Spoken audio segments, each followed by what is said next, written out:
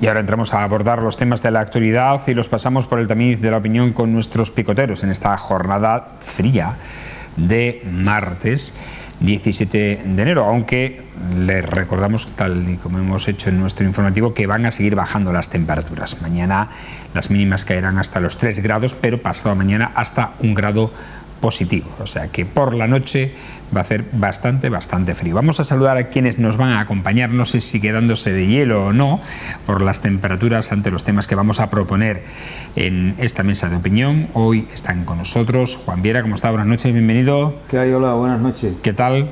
¿Cómo llevas estos fríos?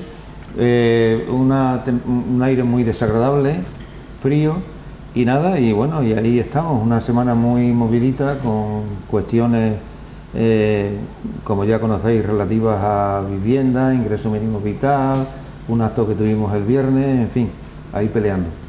Y Daniel Serrano, ¿cómo está? Buenas noches. Muy buenas noches. ¿Qué tal? Bien, Fernando, hombre, el frío siempre es desagradable, yo soy más de verano, pero es cierto que estamos acabando enero y todavía no hemos tenido una helada, No, es verdad. Y no sé si puede llegar a ser hasta preocupante, ¿no?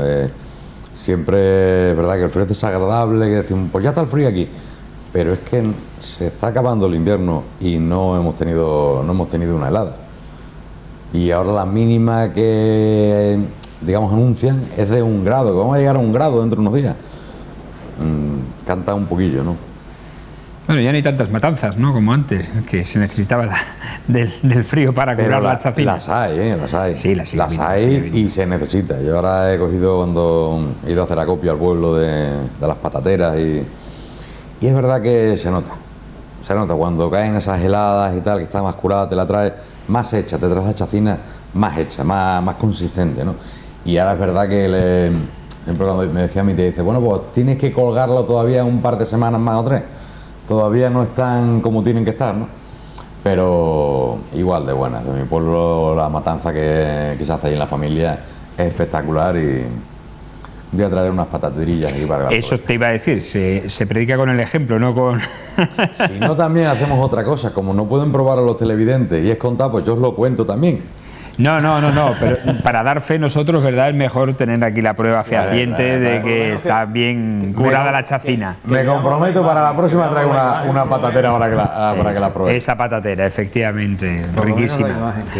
Bueno, frío no, porque caliente sí que está el ambiente político, aunque está ciertamente todo por definir. Hay que decir que están surgiendo formaciones, o al menos rumores de formaciones políticas que pueden presentarse tanto en Mérida, a las elecciones locales en la capital autonómica de todo tipo e índole, como a las autonómicas.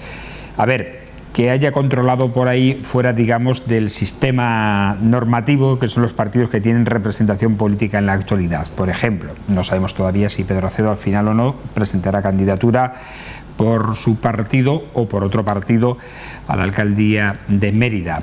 Está surgiendo también, me dicen, una nueva fuerza política que quiere también presentarse en diferentes localidades de la región y también en las autonómicas, de corte progresista, con algunos exmiembros destacados del PSOE extremeño. Hay otra fuerza también a la izquierda, que de esa tú nos puedes contar algo más, quizás, que se está promoviendo también en varias localidades. No sé si aquí en Mérida también finalmente habrá o no habrá candidatura. Lo estamos intentando. Es una Extremadura digna, y bueno, ahí estamos a ver si conseguimos juntar candidatura en un número pequeño de localidades, porque más no se puede, ¿no? Pero lo vamos a intentar, sí. Se habla también de una posible candidatura localista también en la capital extremeña. En fin, son rumores también muy propios en estas fechas, a pocos meses de celebrarse los comicios. Una candidatura localista no. Más de una candidatura localista. Más de una, ¿no? Sí, más de una candidatura. Ya lo que nos falta algún día poner un anuncio, desde aquí, desde la tele, decir, ¿quieres ser candidato? ¿Te gusta la política? Manda el currículum y ponemos en contacto a todos esos partidos. Así, con todos los que hay, yo creo que hay para toda la gente. Lo he visto en algunos sitios por ahí que se hace la propaganda esa. ¿Quieres ser candidato? El casting tipo Operación Triunfo, ¿no? Sí. Bueno, ¿y cómo creéis que se podrá conformar? Si va a haber al final todos esos rumores se fraguarán como ofertas políticas o no.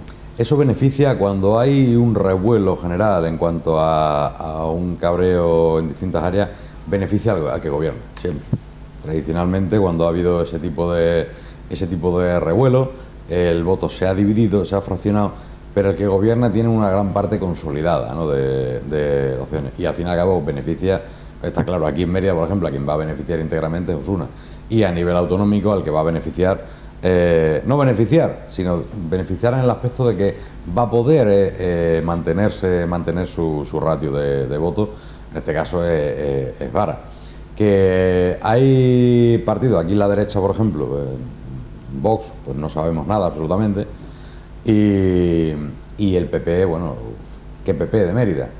Y vuelvo a repetir, con todos mis respetos a Santi, que a nivel personal me parece buen tipo, pero la política es diferente. Pienso que es totalmente diferente. Y la forma de ejecutar que ha hecho pues la señora Guardiola, que ha hecho con el PP de Mérida y el PP de otras localidades, pues creo que se la ha jugado, porque es que esa persona que no la va a votar de Mérida, tampoco la va a votar en las autonómicas. O sea, es que pierde su ratio de voto.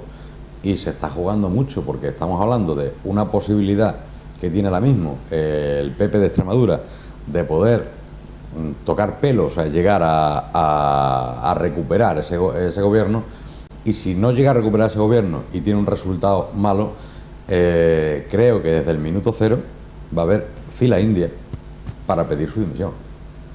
Fila india y cola. Por lo que estoy escuchando en la calle, creo que va a haber cola, porque hasta, bueno, ha llegado por distintas vías también, que incluso pues se pretende hacer de militantes, simpatizantes del Partido Popular, pues quieren hacer una concentración en la sede, un poquito a modo de protesta, para, bueno, pues decirle al PP que qué está pasando, ¿no? ¿Qué pasa con su partido? Que si ya no os han echado a todos el partido y ahora es solo el partido de 3 personas, o es un partido como un partido hegemónico como era el Partido Popular. Y eso por un lado. Luego, por parte de otros partidos, Pedro ya lo ha dicho, y se lo he dicho esta mañana también a él, pero es que debe de presentarse, es que es de lógica, es que ahora mismo no hay nadie enfrente, o sea que no hay nadie ahora mismo conocido y con solvencia que le pueda hacer frente ahora mismo al alcalde actual, ¿no? Sería lo más lógico. Pero, no sé, en cuanto al centro derecha, es que, y bueno, y en la izquierda, que también me ha llegado este fin de semana la rumorología de esos nuevos partidos. Yo pensaba que era uno, y resulta claro que va a haber, por eso digo de varias, que no son varios. Que hay varias propuestas localistas que, bueno, pues nos van a tener el mes de mayo muy ameno a todos los emeritenses. Pero si al final consiguen fraguar, ¿no?, todas esas candidaturas. Perdona, Juan, una pregunta, porque Dani ha estado en varios procesos electorales.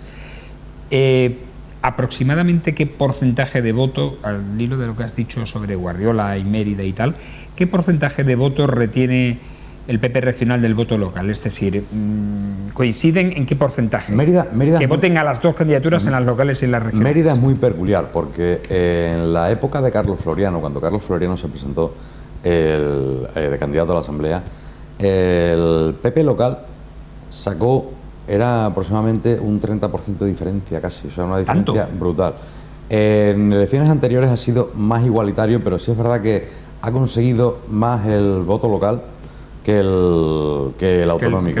Y solo se llegó a igualar prácticamente en una ocasión, pero igualar prácticamente igualarlo, que fue en la época de José Antonio Monago y Pedro, que bueno, esa rencilla histórica y pública que había un poco entre Badajoz y Mérida, pues al final les hizo ir de la mano y curiosamente se ganaron las elecciones. Curiosamente. O sea que al fin y al cabo yo creo que... Las de 2011, ¿no? Las que fueron precisamente las del 2011. Si quieres ganar hay que unir. Entonces no sirve de nada que hagas un congreso que diga el lema es unir para ganar y vayas por los pueblos diciendo pimba, pimba, pimba.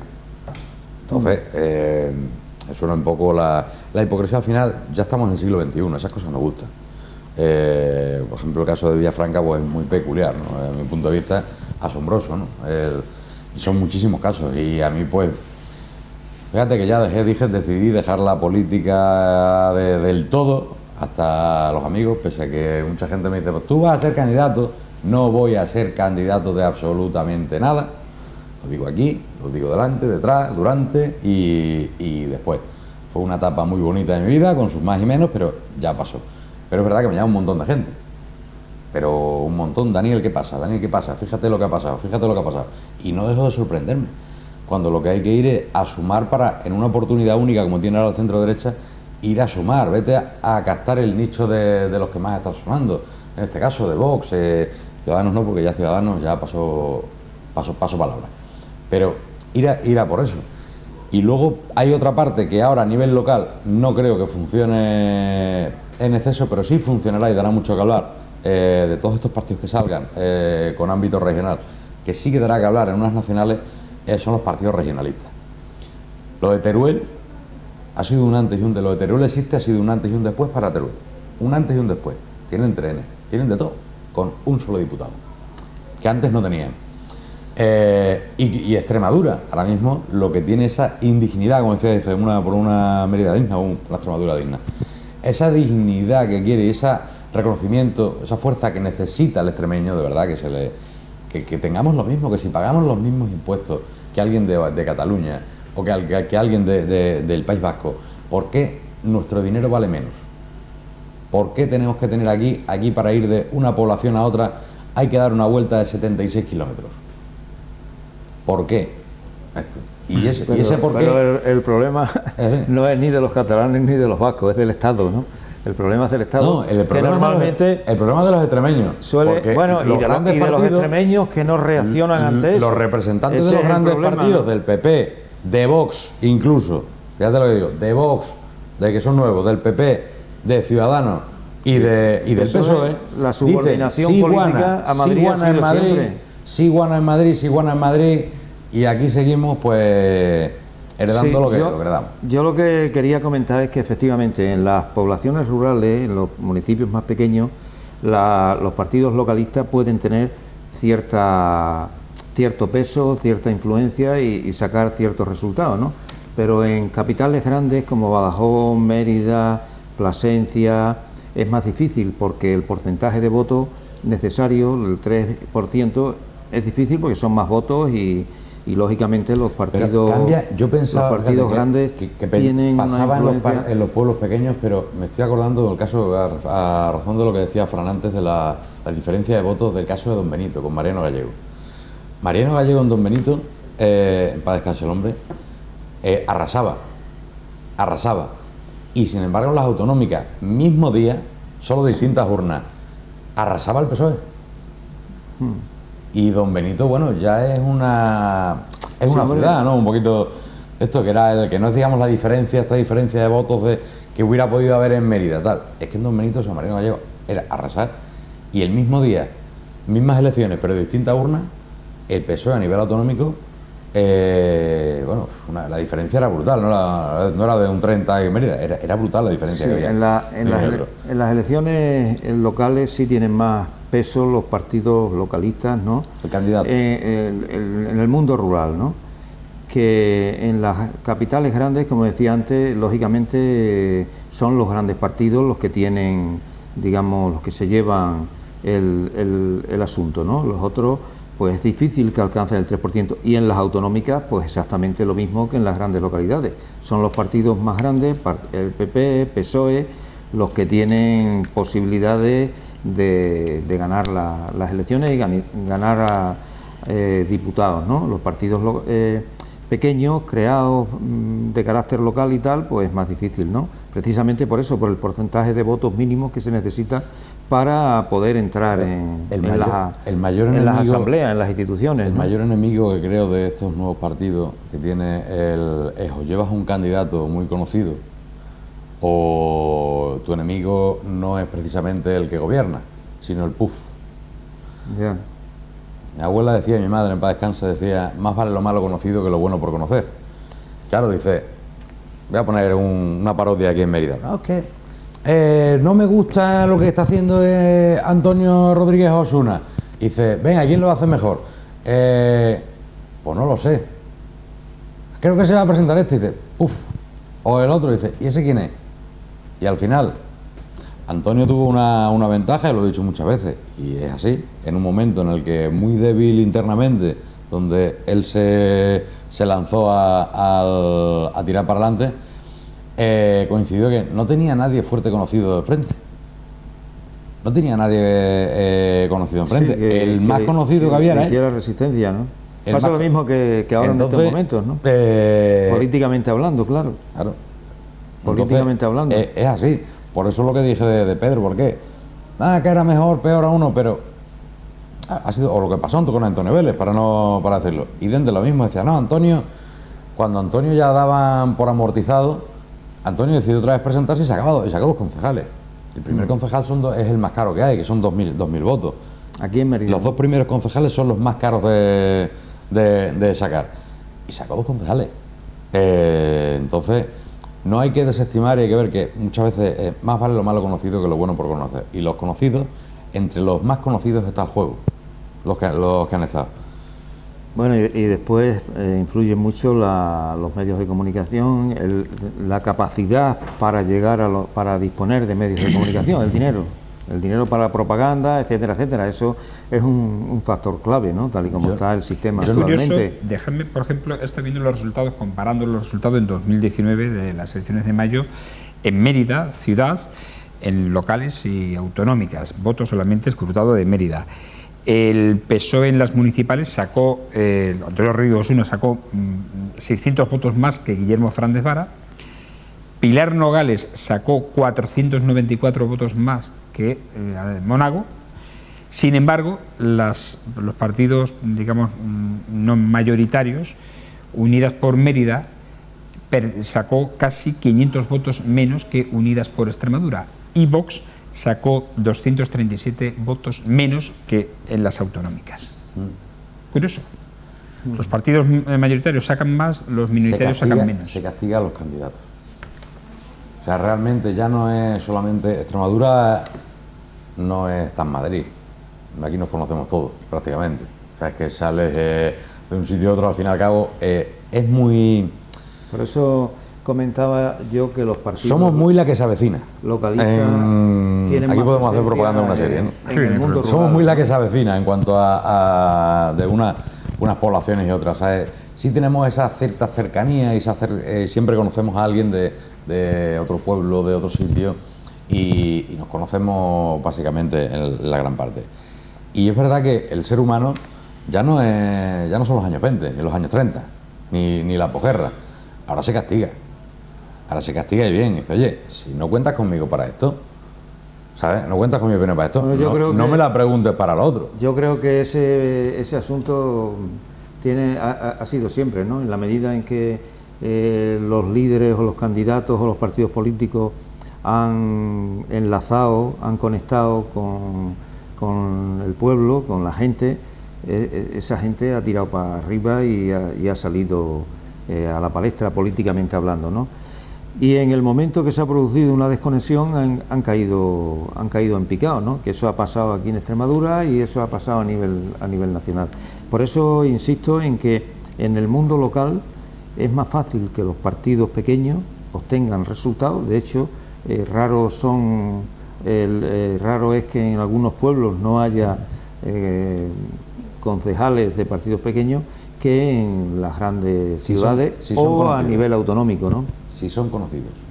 Sí, siendo conocidos. Si no los conocen claro. ni en su casa, no, eso es así, ¿no? En la democracia burguesa pasa eso, ¿no? En la democracia burguesa pasa eso, entonces te encuentras con el conocimiento público, el conocimiento en los medios de comunicación, etcétera, etcétera, es una garantía de votos, ¿no? Eso te avala ya, pues, cierta presencia electoral, ¿no? Yo lo que sí pediría una cosa, ya que vamos a tener el mes de mayo, bueno, los meses estos entretenidos, porque yo estoy en contra de, vamos, cuando alguien te va a proponer algo, se presenta a un partido, independientemente de las noticias que vayas a la prensa, yo estoy a favor de los mítines. ¿A favor de? Del meeting. Tienen que dar. O sea, al candidato que te va a proponer algo, quiero escucharlo, cómo interpela. La gente queremos escucharlo. Eso de las mesas informativas que ahora están de moda, que te ponen los tenderetes por todos lados, pues me resulta un poco, dice, ¿y qué nos vaya a contar? ¿Y quién nos va a contar algo? ¿Y a quién esperamos? Y yo pensé al principio que era una moda que introdujeron Ciudadanos y Vox, pero ya por lo visto lo hace el PP, lo hacen todo, lo hace hasta el PSOE, y claro, no escuchas, te quedas. Pasó una cosa curiosa en Mérida, en María Auxiliadora. María Auxiliadora, en una gran parte de María Auxiliadora era, siempre había arrasado el PSOE, no ganar, arrasado el Partido Socialista. Y además me tocó en aquella época que decidir los sitios con el tema de campaña, y cuando vino Rajoy, y digo, ¿por qué no lo hacemos allí? En ese barrio. ¿Por qué no llevamos al candidato a presidencia del gobierno, al presidente, a María Auxiliadora? Hombre, ¿cómo lleváis? Alguno me decía, ¿cómo lo vas a meter allí? Dice que yo parece pequeño, digo, está abierto y está rodeado de viviendas. Digo, gente que no va a ir en la vida se van a acercar a un mitin y menos del PP. Digo, por lo menos que escuchen lo que hay que decir, ¿no? Y era curioso cómo al principio veías 2 o 3 ventanas y luego estaban todas las ventanas y balcones, ¿sabes? Hay gente ansomada, escuchando, que no iba a bajar, pero escuchaba. Y por primera vez en la historia se ganó allí. Se ganó en ese barrio. O sea, la gente queremos escuchar. Cuando no se oye algo, votas por inercia. Va a haber, yo auguro, también digo, auguro una abstención histórica, Auguro. Para estos comicios. Una abstención histórica. Porque la gente está cansada de tanta tontería. Y si no estoy de acuerdo con el que está y no me gusta el que está enfrente, me quedo en mi casa. No lo sé. Hombre, abstención va a haber, ¿no? Que era lo que yo comentaba el otro día en relación cuando hablábamos del País Vasco y Cataluña, que lo que hubo, abstención respecto al global electoral, no en concreto a los que votaban, sino la abstención respecto al global electoral. Y abstención va a haber, pero normalmente en este tipo de elecciones la gente se estimula más, ¿no? Y entonces tiene más interés en participar porque es lo que hablábamos, es más cercano, es gente conocida. Sí, las locales y autonómicas suelen haber más participación. Gente conocida y en pueblo pequeño. En pueblo grande, ahora mismo está el juego en 2. Además, y conozco a 7 posibles de los la trayectoria política de este país desde la transición ha sido tal por parte de los partidos políticos que son ellos mismos los que han generado esa apatía y esa abstención tan grande, ¿no?, que ocurre aquí y en los países europeos, ¿no? Todo eso es resultado de la política que se ha llevado por parte de los grandes partidos, que han sido instrumentos de los poderes económicos para, digamos, ha sido una actividad consciente, ¿no?, para quitarte las ganas de participar, ¿no? Y entonces llega un momento en que la gente pasa lo que pasa, ¿no? Dice, bueno, ¿y para qué? Si yo al fin y al cabo no decido nada, después voto a fulanito que me ha presentado un programa, ha llegado al gobierno y está haciendo lo contrario. Y todo eso ha generado pues esta apatía y esta actitud abúlica que tiene la gente respecto a las elecciones y bueno. Yo más bien diría que hay una moda ahora, y es lo que se escucha al fin y al cabo en la calle, que es que yo me alegro y ha sido una etapa muy bonita de mi vida, de mi paso en la política. Me he tirado 22 años. Me dice, ¿volverás algún día a la política? Digo, ya que sea un poquito más mayor, de que crezca. Como digo yo, es una cosa que sí es verdad que me gusta, pero esas peleas como si no hubiera un mañana, lo que hablábamos antes, como si hubiera un mañana, como se ha convertido en una oportunidad laboral, pero ya no una oportunidad laboral que dice, es que van todos, como lo que se dice en la calle, es que se van todos al trinque, si ya no es eso. Si ya no hay, con todos los medios de control, eso prácticamente ya ha pasado a la historia, como dicen, pero claro, es lo que decían, dice, ¿qué hay después de...? O sea, la gente que se presenta dice, dame tu currículum, ¿qué tienes aparte de la política? ¿Tienes vida aparte de la política? ¿Estás jubilado? ¿Tienes tu negocio? ¿O eres funcionario? ¿Tienes algo fuera de la política donde tú ejerzas tu vida? Vale, pues a partir de ahí hablamos. Pero gente que dice, es que si no tengo esto no tengo nada. Y desgraciadamente hay un montón. Vamos, hay auténticos profesionales, pero profesionales de la política. Sí, gente que vive del cuento, o sea, que hay mucha gente de esa. No, oye, que hay profesionales muy buenos, pero es lo que digo yo, si eres profesional, por lo menos, si eres bueno, oiga, te mantendremos en el equipo, pero si eres malo, ¿por qué sigues dando patadas? Hay una cuestión que, en relación a esto que tenemos aquí, que iba a comentar antes y que no comenté, en relación a la actitud de, por ejemplo, de los partidos grandes, ¿no? En el caso del PSOE, lo que se observa con todo el comportamiento político que están teniendo en estos momentos, tanto por parte del presidente de la Junta como por parte de los consejeros y las consejeras. El otro día salió la consejera de Turismo dándonos a entender que Extremadura era un paraíso turístico. Hoy ha salido Guillermo Fernández Vara con el hidrógeno verde, en cuanto a que bueno, que vamos a ser una comunidad cuya producción de hidrógeno verde va a alcanzar el 30%, con energías renovables y todo lo demás. Yo creo que todo eso se debe, desde mi punto de vista, a el nerviosismo que hay ahora mismo en el PSOE en relación a que las encuestas electorales no aseguran una mayoría, no aseguran una mayoría absoluta, ¿no? Un gobierno claro y contundente, ¿no? Entonces eso está creando un nerviosismo que es lo que estamos observando ahora mismo, ¿no? Porque todos los grandes proyectos, todas las cosas que se repiten y se machacan 1000 veces, de alguna manera tratan de ganar electoralmente al público, ¿no? Decir, bueno, mira lo que ofrecemos, mira lo que vamos a tener y todo lo demás. Y sin embargo, tenemos una sociedad extremeña en donde hay un sector que es el 38,8%, casi 405.000 personas, que nadie habla de ello en la televisión, que no se buscan medidas para solucionarlo, ¿no? Son gente que están con ingresos por debajo de los 700 euros y que están en riesgo de la pobreza y la exclusión social. Y esa es una actitud por parte del PSOE y por parte de los dirigentes, la que están teniendo ahora, que muestra, en primer lugar, un nerviosismo de cara a lo que hay, a lo que viene, ¿no? A los comicios plebiscitarios estos que tenemos ahí por un lado. Y por otro lado, el hecho de recurrir a grandes proyectos, a grandes inversiones, que bueno, que es, digamos, el recurso al que se tiene es porque no se ha hecho una política capaz de ganar a la gente, de cercanía, de no tener necesidad de que recurrir a este tipo de cosas, que mucha gente habla con ellos y se les va a volver en contra, porque hay mucha gente que están diciendo, pues si eso es fantasía, lo de la ciudad está... Ahora hablaremos de ello, no te adelantes. No, pero la azucarera ha pagado su tasa y muchos teníamos nuestras dudas. Sí. Bueno. Y ha pagado ya las tasas, por lo menos, como dicen en el pueblo. Esa perra que tiene ya el ayuntamiento.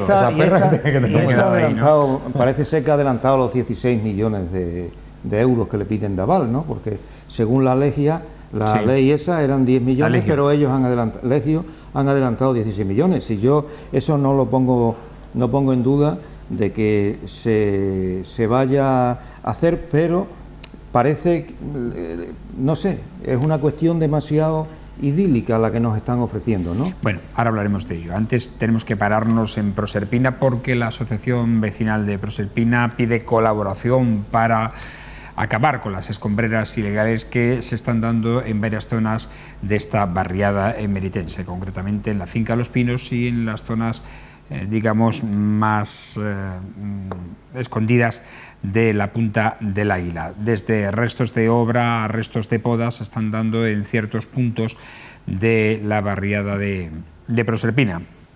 Algo que por otra parte no es nuevo y que bueno, habla un poco del incivismo de la gente, no solo en Proserpina, sino también en otros puntos de la ciudad de Mérida. Tú lo conoces. Yo lo que Proserpina es la eterna olvidada, ¿no?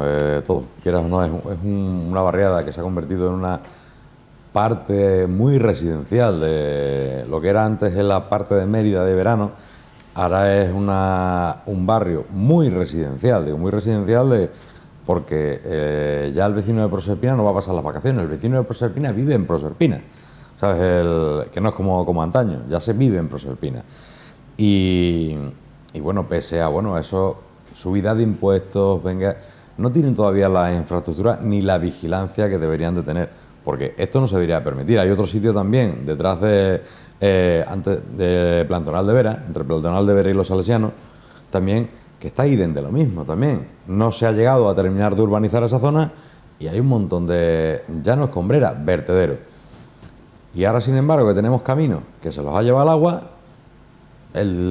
los que tiran el ripio ahí encima, pues ¿cómo voy a tirar el ripio en un camino para que pasen los coches? Prefiero tirarlo por ahí, que es algo que no llegaré a entender ese incivismo. Y para eso haría falta más vigilancia, sobre todo en esa zona. Lo de los restos de poda, pues es una pena, porque oye, si acabas de podar lo tuyo, dices, lo he hecho al de al lado, el de al lado lo he hecho al de al lado. Y bueno, y ahora que le echamos la culpa al ayuntamiento, a quien esté, eso es incivismo, pero eso es tirado a propósito. O sea, el ripio se tira adrede, porque para tirar el ripio lo tiene que tirar un camión. O sea, hay que verter un volquete.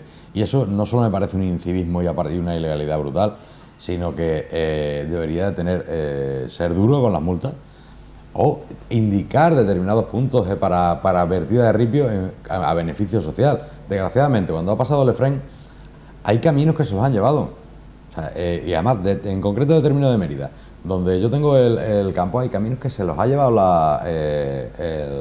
el agua con el Efrén. Detrás de Proserpina, idem de lo mismo. Por la parte alta de Los Salesianos, idem de lo mismo. Las Norias, caminos de allí, idem de lo mismo. ¿Qué trabajo cuesta en lugar de tirarlo a donde el vecino? Oye, hay una finalidad social. Bueno, pues que se permite, hago una llamada de teléfono. Mira, tengo una arqueta de ripio y la voy a poner esto para arreglar este camino. Se puede utilizar una finalidad social, pero eso es daño gratuito, porque es que solo tiene que tirar un volquete. Sí. Y me parece una pena. Y es que detrás detrás de Plantonal de Vera pasa idem de lo mismo. O sea, idem de lo mismo. Pero hay una solución más fácil, que son los puntos limpios, que pasos están. Exacto. Sí, pero si eres profesional, si eres particular no pagas, y si eres profesional tienes que pagar una tasa, tienes que pagar un algo. Que pongan... Y aunque es verdad que es una tasa mínima, que no es tampoco, como desconozco también el importe, pero lo que sí me parece es incivismo. Entonces, bueno, una manera de o compensar esa tasa o, oye, que hay muchos sitios que hacen falta.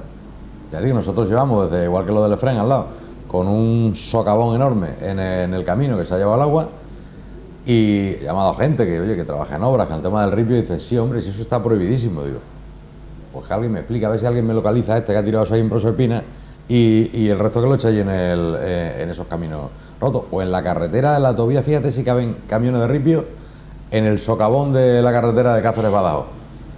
Yo lo que digo es un poco lo que ha comentado. Es que eso Fran, roza, ¿no? La mala leche. Es que ves las imágenes y te entra además basura en la tele. O sea, es que se ve que dice, vierto aquí, al que sea porque le ha dado la gana. Hay un comportamiento un poco incívico, ¿no?, por parte de quienes hacen ese tipo de cosas, que normalmente son empresas constructoras, ¿no?, normalmente las que tiran eso.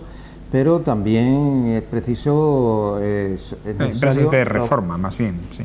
Sí, o el particular que hace, dice... O el particular que hace la orilla en casa. Que le voy a cobrar por tirar esto a este sitio. Y dice, pues déjame las llaves del camión. Sí, constructoras que hacen las reformas y tal.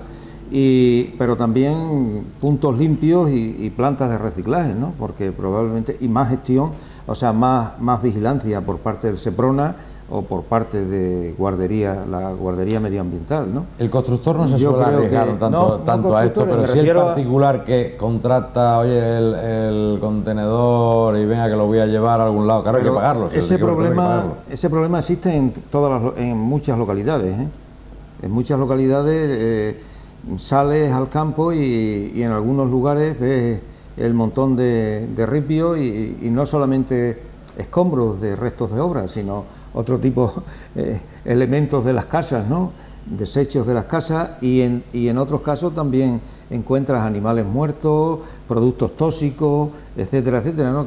Mira, acabo de ver las imágenes que ha puesto Maima, que se están saliendo ahí, que salen los restos de una piscina, ¿no? Del regresite de una piscina, que el que se ha tenido la amabilidad dice, mira, voy a reformar la piscinita, era para cogerlo todo, enterarse dónde la piscina y echárselo y llenarle toda la piscina y de toma, chiquitín, ahí lo tienes reformada. Y el que ha tirado. Toda la... Qué bonita te va a quedar llena, que ya se te queda llena. Es que entra nada de eso, o sea, qué necesidad que tire, ahí dice, no, yo me quito mi mierda y se la echo al vecino, o sea, incivismo y mala leche, o sea, ahí sí que tendría que endurecer, por eso digo, endurecer la vigilancia y las penas contra los incivistas que realizan este tipo de acciones. Pues mira, con más motivo, ¿no? Porque si para los particulares no les cobra el punto limpio y además tienes la posibilidad de que una vez a la semana en inmobiliario te lo recogen. Es lo que no saben, porque la empresa paga, no sé si son 50 o 70 euros, no me acuerdo, por contenedor pequeño, si es empresa para el vertido de residuos. Sin embargo, particulares hasta un límite no tienen que pagar nada. Entonces, creo que había que difundir eso, que se les quitara el miedo, a ver si... el de la piscina no se encuentra, que alguien se entera dónde tiene la piscina y amanezca al día siguiente que tenga su piscinita llena con toda la mierda que la deja el vecino. Bueno, nos vamos, señor, no hay tiempo para más. Agradecer a nuestros picoteros, como siempre, su análisis. Tenemos que poner punto y final.